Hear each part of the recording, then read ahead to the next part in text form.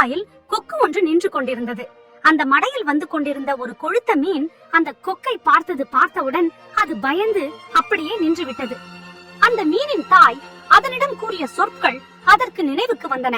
கொக்குகள் நிற்கும் இடத்தை கண்டால் அங்கே போகாதே, அது மீன்களை கொன்றுவிடும் என.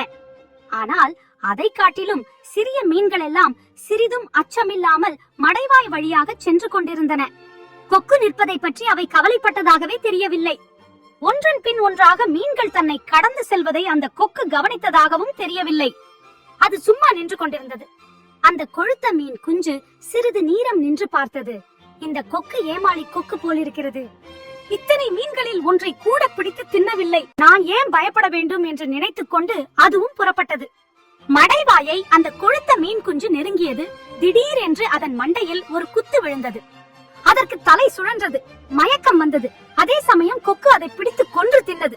கொக்கு ஓடுகிற மீனையெல்லாம் ஓட விட்டு பொருத்தமான மீன் வரும்போது சட்டென்று கொத்தி தின்றுவிடும். அடக்கமாக உள்ளவர்கள், கொக்கு போல தகுந்த காலத்தை எதிர்பார்த்து காத்திருப்பவர்களே, அவர்களை ஏமாளிகள் என்று எண்ணிவிடக் கூடாது.